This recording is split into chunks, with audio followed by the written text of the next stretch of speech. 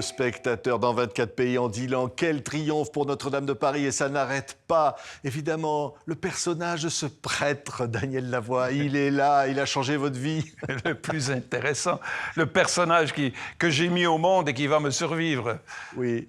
Et pourtant, il meurt à tous les soirs, c'est quand même drôle, hein? Il y a une ironie quelque part. Là. On va entendre, et là, Belle. C'est vrai que ce sont des chansons qui ont marqué toute une génération. Effectivement, Belle, qui a marqué une grande génération de Français parce que ça a été un tube surtout dans le monde francophone et le spectacle complet a été un tube dans tout le restant du monde. Écoutez ça, écoutez Belle.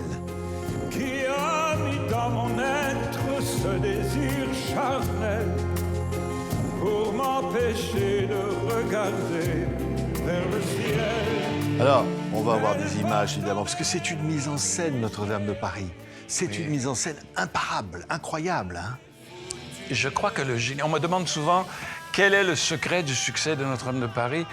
Et je dois dire qu'il y a les chansons, il y a les textes, il y a aussi la mise en scène. Parce que la mise en scène a quand même créé quelque chose qui ne vieillit pas très vite et qui reste frais et beau et étonnant, même après 30 ans. Donc, je crois que c'est un mélange de toutes ces choses. Oui, quand je dis 15 millions de spectateurs à travers le monde, c'est vrai que ça nous parle de Paris, Notre-Dame de Paris. On voit cette affiche comme ça, et Victor Hugo. Et il y a quelque chose d'éternel dans cette histoire. Il y a un drapeau français qui fait le tour du monde, en tout cas, avec Notre-Dame de Paris.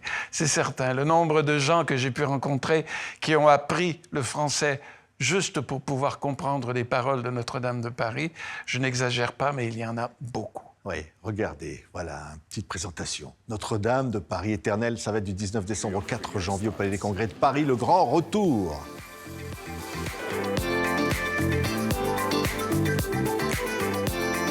J'ai le trac un petit peu.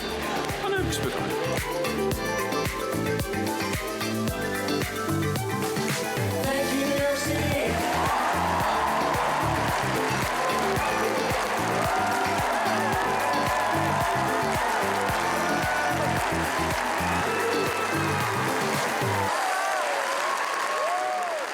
C'est vrai qu'à chaque fois, c'est un triomphe.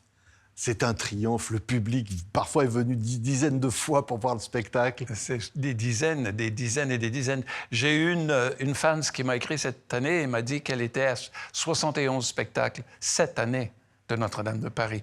C'est quand même beaucoup. Pour une personne qui se paye quand même 71 billets, elle est toujours en première rangée. Il y a des gens qui dilapident leur héritage comme ça. On a des images de 2016, c'était à Paris, hein, Daniel. Fin de Belle sur le Palais des Congrès où ce spectacle est né. Et regardez ces images.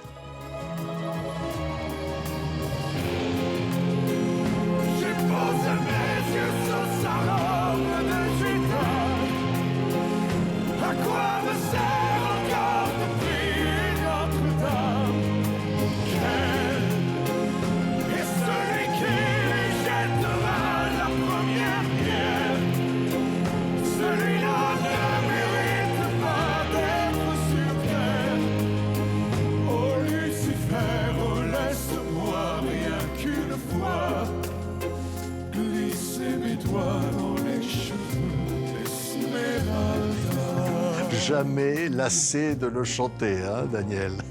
En fait, non.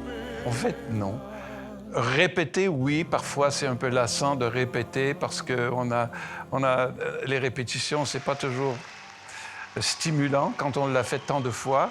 Mais devant un public qui ne se lasse pas de venir entendre ce spectacle, c'est toujours un bonheur. Ouais, regardez les images là, c'est vrai qu'il y a un public qui acclame. Regardez ça, c'est magnifique. Hein? Oui, effectivement. C'est un spectacle qui donne du bonheur partout où il passe. C'est effectivement... Et assez drôle parce qu'il y a quand même les 4 personnages principaux qui meurent à la fin. Oui. Et tout le monde arrive en souriant à la fin. C'est quand même... Il y a une ironie étonnante, mais merveilleuse. Ouais, ben vous l'aimez, votre Frollo, hein? Moi, je l'aime bien, Frollo, parce que c'est un personnage complexe, un peu détestable, qui est quasiment stéréotypé, c'est-à-dire que c'est pas quelqu'un qui pourrait exister dans la vraie vie, je crois. C'est vraiment un personnage de roman qui a été inventé par Victor Hugo, ce qui me donne certaines libertés. Ouais. Oui. Tu vas me détruire, on va entendre ça. Voilà, ça c'est parmi les grands moments. Parmi les grands moments. Hein. Le pauvre Frollo, sa crise de conscience. Ouais. C'est de l'opéra populaire, c'est quoi ça? Oui, c'est de l'opéra. C'est toujours tragique, les opéras. Hein. Oui, mais il faut. Notre-Dame, c'est vraiment des grandes émotions du début jusqu'à la fin. C'est ce que les gens aiment, je crois. Ils peuvent se laisser aller à premier degré sans se sentir mal. Ouais, et la voix de Daniel, écoutez ça. Te maudire jusqu'à la fin de ma vie. Tu vas me détruire, tu vas me détruire. J'aurais pu le prédire dès le premier jour, dès la première nuit. Tu vas me détruire, tu vas me détruire. Alors, ce qui est incroyable, c'est que, évidemment, Victor Hugo, du coup, conquiert le monde et puis chanter dans toutes les langues. Hein, ça, c'est pas évident. Après, vous allez aller à Shanghai. On retourne à Shanghai, Ouais. effectivement, oui. Écoute, je ne sais pas comment expliquer ce succès qu'a Victor Hugo pour inventer des histoires. Il est y a quand fort, même eu hein. aussi Les Misérables, il ne faut pas l'oublier, et qui a fait aussi un immense succès dans le monde entier. Il a ce talent d'aller chercher l'essence. Oui, on l'entend là. Écoutez ça. C'est en russe. Мне надежду, о, мое проклятие, знать. Ça, c'est en russe. Греховных мыслей мне сладка слепая власть. Alors, c'est vrai qu'en russe, en français, en chinois, c'est toujours génial. Alors, être prêtre et aimer une femme, Daniel, c'est Oui. pas simple, hein.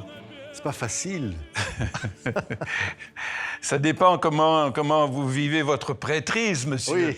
Oui, mais vous la vivez tous les soirs Évidemment. sur scène. Tous Mais les soirs sur scène, vous chantez ça. Vous chantez être prêtre et aimer une femme. Je suis un Frollo d'une époque où les prêtres ne se mariaient pas. Ils se tenaient loin des femmes et ne convoitaient pas les jeunes filles de 14 ans. Et donc, Oui. effectivement, c'est très compliqué pour lui. Son coup de foudre lui coûte cher, d'ailleurs. Oui, mais l'amour, Ah. C'est ça, c'est l'amour. c'est Parce quand que même difficile. Hein, de... c'est ce qui rachète finalement le pauvre Frollo sur tout le spectacle, c'est qu'il aime Esmeralda. Il ne sait pas ce qu'il veut dire quand il dit que j'aime, mais il n'arrête pas de dire « je te laisse le choix. Choisis-moi, mais je te laisse le choix. Je t'aime. Je t'aime, je t'aime. » Et son grand « je t'aime » dans le spectacle, il dit « je t'aime. » C'est quand même pas « je te veux », c'est « je t'aime Oui, Donc, presque il y pareil. a une mais certaine noblesse quand bon. même. Oui, quand même, écoutez ça, écoutez-le. Cathédrale, quand tu vins comme un ver me ronger par dedans et réveiller en moi le feu d'un vieux volcan.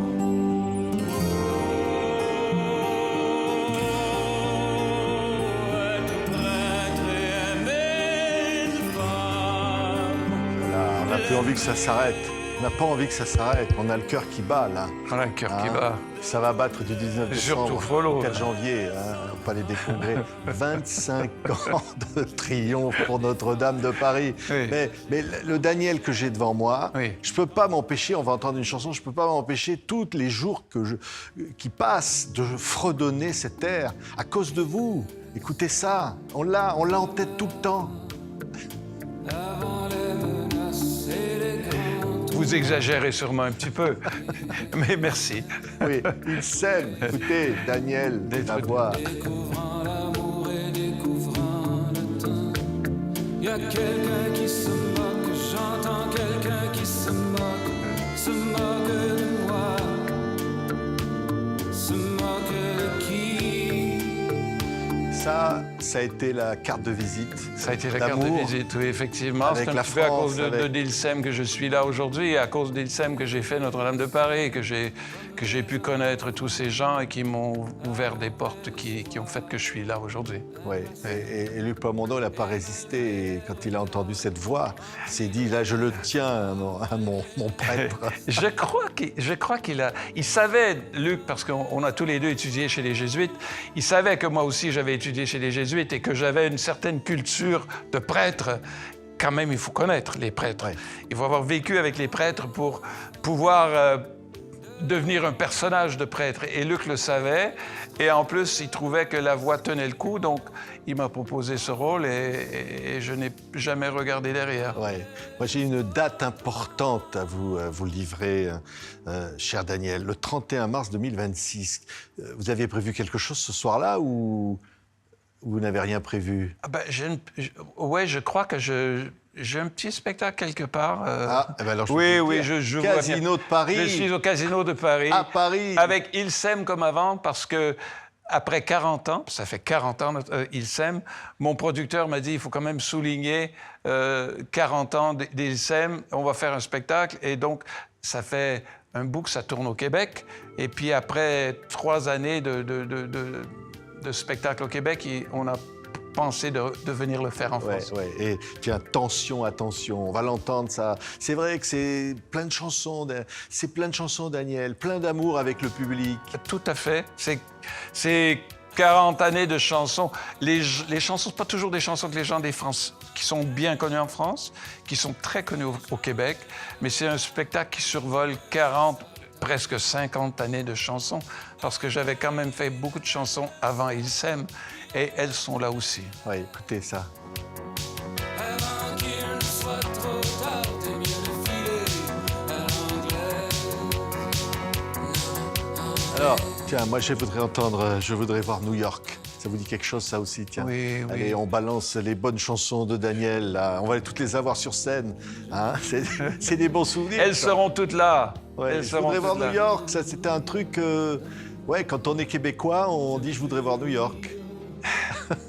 Oui, New York, c'est mythique au Québec, comme en Amérique du Nord, peut-être dans le monde entier, parce que la chanson a été quand même inspirée par Lech Walesa, qui avait dit s'il n'était pas directeur de Solidarité, il aimerait être milliardaire ou millionnaire à l'époque et vivre à New York. Ouais. Et ça m'avait déclenché cette chanson qui est devenue « Je voudrais voir New Lech York ». Walesa en Roumanie. Ah, quand même le bonheur. C'est fou parce que là, c'est vrai que Daniel, il y a une histoire d'amour avec le public français. Depuis tant d'années. Alors évidemment, il y a Notre-Dame. Ça fait 50 puis, ans. Ouais. Là, mon premier disque est sorti ici en 1974 chez Pathé, avec Alain Manval, qui était directeur des artistes là-bas et qui m'avait signé mon premier album où il y avait « J'ai quitté mon île », qui est une chanson qui n'a jamais été un tube, mais qui est connue partout, étrangement. Ouais. Et chanteur, tout le temps, jusqu'au bout. C'est comme Chanteur, une passion. Oui, c'est quelque chose que j'ai vécu de la musique et j'en suis très heureux. C'est le plus beau métier au monde. Ouais. Et quand on s'appelle la voix, évidemment, on a une belle voix. Hein? Et quand on n'en a pas une, il faut chanter avec cœur. Ouais. Mais non. Mais là, c'est vrai qu'il y a cette voix qui est incroyable, Daniel, qui est un charme fou. Elle tient la route. Elle tient la route, à mon grand étonnement d'ailleurs, parce que à chaque fois que je recommence une tournée, je me dis, est-ce que je vais y arriver? Et après quelques semaines de travail, elle revient, et elle est là, et donc j'y vais avec grand bonheur. Ouais. Allez, Frollo sera là, évidemment. Notre-Dame de Paris, ça va être un grand événement. Et puis le Casino de Paris, et en tournée dans toute la France. Le Casino, ce sera le 31 mars 2026, avec toutes ces chansons. Et puis sur scène, du 19 décembre au 4 janvier, avec Notre-Dame. Merci Daniel. Les longs voyages continuent. Mais l'on voyage, et on va entendre ça, la vie n'est que de faire des voyages, au fond, c'est ça? Écoute, j'ai toujours rêvé de voyager et la musique m'a permis de le faire. Et non seulement le faire, mais de pouvoir chanter partout et de rencontrer des musiciens partout. Donc, je me considère très privilégié. Merci. Il va vous soulever le cœur, encore une fois. Daniel Lavoie, allez le voir, où que ce soit, Notre-Dame ou sur scène. Merci beaucoup, Daniel. Merci à toi. Bravo pour les longs voyages. Je fermerai les yeux et je réveillerai mes équipages, mes longs voyages. Quand j'étais fils du loup, pieds nus sans corde au cou. Quand j'étais fils du vent, étudiant trafiquant. Quand j'étais chez les filles, presque fou sans famille. Quand on m'a brisé l'os de la mâchoire et quand j'ai fui avec mes bosses au fond du continent pour éviter les fers de mes frères les hommes.